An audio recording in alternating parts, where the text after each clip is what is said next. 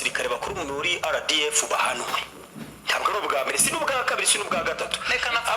imyaka yashize ubufaransa bwahari ibihano bwafashe muribuka ibya majoro Roza Kabuye agenda afungwa murabyibuka ibyo ngibyo ibyo byose biraza bikarangira ibi bundi za UN zifata ibihano abaturage kugira ngo bamenye icyo twavugaga batari bumvise icyabaye noneho isubiranya iri hagati ya minisitiri w'ububanyi n'amahanga wa Congo madamu Kayikwamba Teresa ndetse na madamu Yolande Makoro umuvugizi wa guverinoma y'u Rwanda bishingiye kuri ibi bihano byatanzwe na Leta Zunze Ubumwe za Amerika mu gitondo nabyisa kanini k'umuriro Amerika irimo kurasa Irani isi yose ireba idakoma ntawutabaye barashe Kadafi abantu biha abanyafurika ngo nabo kurema inama ntibatabaye twaba tutari koko utanira se abanyafurika baceceke ntihagiye n'uvuga ngo komera muvandimwe nibura bose bubika umutwe none se ubu nibura ngo avuze akaruru komera aho habaye iki n'ahandi ntacyo reka rero turebe ibiganiro cyangwa se gusubizanya kuri hagati y'aba bayobozi urabona ku ruhande rwa Leta ya Kongo babo nyine babyishimiye kandi uyu mudamu yandika gake kuri Twitter cyane umudamu yanditse minisitiri w'ububanyi n'amahanga wa Congo Teresa Kayikwamba aravuga ati this decision taken by President Donald Trump and his administration marks a turning point ati iki cyemezo cyafashwe na Perezida Donald Trump n'ubutegetsi bwe kizanye impinduka a word given cannot be actually broken ati uruba aravuga ati amasezerano ubundi niko twabyita kuko yashatse kuvuga amasezerano ntabwo yakagombye kuba aho nyogwa and the present compact for human lives cannot endure cyangwa se ubuzima bw'abantu ntabwo bushobora kuba bwabangamirwa ngo bikomeze kwihanganirwa ubu mbese ubu ni Kayikwamba aravuga ati at the beginning of a women's right month I'm speaking first and foremost of Congolese women who have for too long been at the heart of this cycle of violence. Ati kuva hatangira ukwezi kuva ukwezi kwa badamu b'abanyakara uburenganzira bw'umugore mu kwezi k'umugore bari mu mihango ati rero mbere na mbere ati nimo ndatekereza ku burenganzira ku badamu b'abakongomani bababaye igihe kirekire barimo kwibasirwa bahohoterwa yego rero ashyiraho akantu k'agashimangirizo gushima shegusha uri perezida we usimye perezida prime minister remain united indivisible and standing strong nibyo bahagarara bakomeye ntawadutandukanya turacyari umwe ikintu nemera mu gitondo nabivuze ntarareba madamu Kayikwamba yanditse sangapira yanditse 5:44 n'ejo nijoro ariko mu gitondo natanze urugero ndavuga ngo ibi bihano ni nk'akanini k'umuriro urwaye kandi urukanganya umwana afite umuriro njyewe nsuzuma nkoraho muganga iyo amuhaye akanini k'umuriro ugashira indwara arwaye yo ntabwo ugenda yayimenya muganga niwe urimo kuyireba mu maraso cyangwa mu bindi yapimye ariko njyewe iyo mfashe umwana nkumva umuriro wagabanyutse barambaza batameze atese ntiyewe ndumva ari aho umuriro uragabanyutse niyo mpamvu rwose Kayikwamba yagombaga kwishimira ko umuriro ugabanyutse ariko indwara yo irahitana umuntu hanyuma kuri Yolande Makoro yamusubije ahera ku byo yavuze urimo urasomera inyuma imbere haya ntugerayo ntabwo twagera ni duto cyane iyo bazanye iya Yolande yonyine ikaza muri sikurina nashyireho yonyine tuyigarukeho zirajya kure bazibura n'abadukurikira hari igihe bazibura zibabana nyinshi nabyo tubigarukeho tubihuze hano hariya Kayikwamba atubureho gake urumva babaye nk'abasubizanya basubizanyije hano twibutsa ko problem ari ikibazo ari FDL ni sawa biriya ati reka ngerageze gusomera hariya ati award given cannot be perpetually broken and the present content for human rights cannot endure yego ati inwango isezerano yatanzwe nirishobora gukomeza guhonyanwa ni bya bindi twavuze ati kandi ubuzima bwa muntu ntabwo bukomeza kugenda ntabwo bwakomeza kugenda bwire ngo yamukotinze ibyo yaravuze no agiye gusubiza no one can agree with this nta numwe mbese ati nta wabihakana about the noise atari ko hejuru y'urusaku urusaku noise is very really ni urusi urumva n'umuntu muri murishima ndamubwira atari ko nubwo wishima oya nubwo uvuza induru uvuza induru ni mube promoseri ni urusaku the government of the DRC ati the reality ati nibyo n'ukuri the government of the DRC remain the first backer of FDLR, which is an extension threat to Rwanda. Ati guverinoma ya Kongo yego iracyashyigikiye FDLR ifite iteye ikibazo Rwanda iyo bashyizeho akantu k'impuze ka rwego kanuza namba iracyari ya mbere niyikiye bwa mbere yego FDLR ikiri ikibazo ku Rwanda yego no matter how many lives and resources are invested into propaganda to distract from the DRC state sponsorship of the FDLR, this problem is not going away. Ati uko ibinyoma byose byabingana ndetse n'umutungo wose ushorwa mwicengeza amatwara yo kuba leta ya Kongo yishyira kure yo gufasha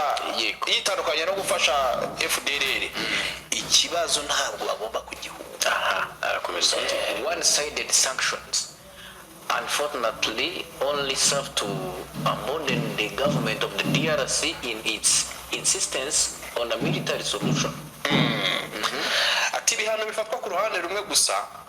bigira ingaruka mbi kuko byongerera leta ya Repubulika Demokarasi ya Kongo imbaraga. The result is what we see now: prolongation of the conflict, escalation of violence, lost opportunities, and importantly lost lives. Ati rero ibi bituma tubona ibi bikurikira gukomeza intambara yego kwiyongera kurekane rw'ibihe byo guhohoterwa yego abantu bakabuza amahirwe cyane cyane ubuzima bw'abantu bukatiye it's also not going away in the internal situation in the DRC. The IFM-23 is fighting persecution based on policies of the government of the DRC that support proponent of genocide ideology. The recent inflammatory rioting by the FARDC General Ekenge on national TV is one of too many examples. Ati kindi ntabwo azahita ahinduka uko ibintu bimeze muri Repubulika Iharanira Demokarasi ya Kongo. Ati umutwe wa FC M23 urimo kurwana uhangana n'akarengane gashingiye ku ngamba za leta ya Kongo zo gushyigikira abayoboke b'ivangura moko ndetse no bafite ingengabitekerezo ya genocide nk'urugero atanga urugero rwa amagambo akomeretsa yavuzwe vuba ahangaha na generale amagambo rutwitse rero gushyira mu diplomasi ngena yego FARDC General Ekenge on national TV is one of too many. Ngayo nguko ngira ngo nk'uko mubyumva Kongo irimo iriterera hejuru leta ya Kinshasa ubu ngubu rwose ngo iri mu byishimo ngo iri mu kwezi kwa buki nyuma y'aho Amerika ihaye ibihano u Rwanda. Ariko kandi uyu Wayikwamba umuvugizi wa guverinoma minisitiri w'ububanyi n'amahanga wa Kongo ku munsi w'ejo yagaragaye rwose agaragaza yuko Kongo rwose inejejwe n'ibihano Amerika yafatiye u Rwanda.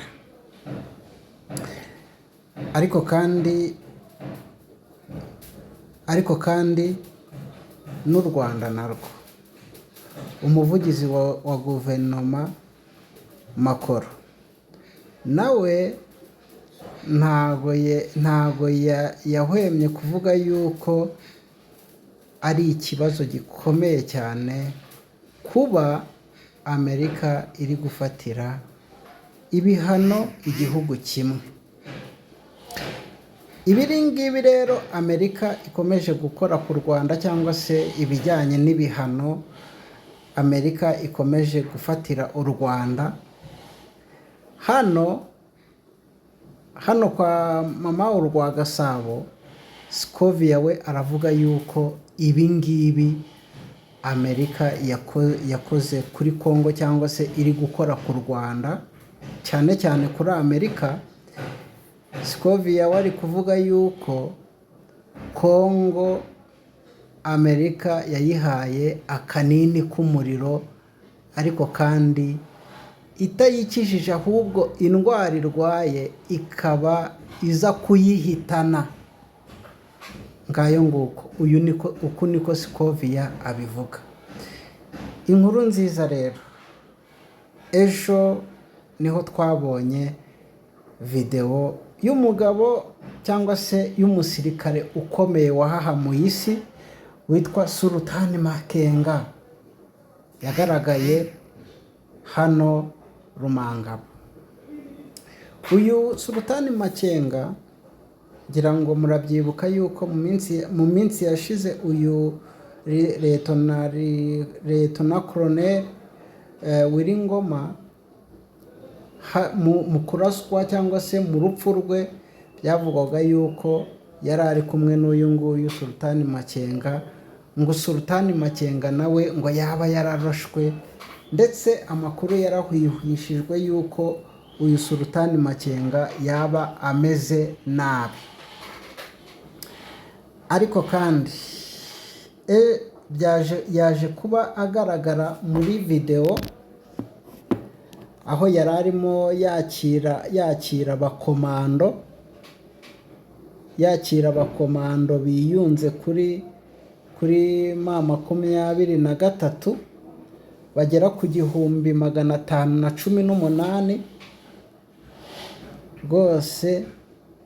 bavuze ati natwe rwose tugomba kuba joininga. Nguko ukuntu byari bimeze.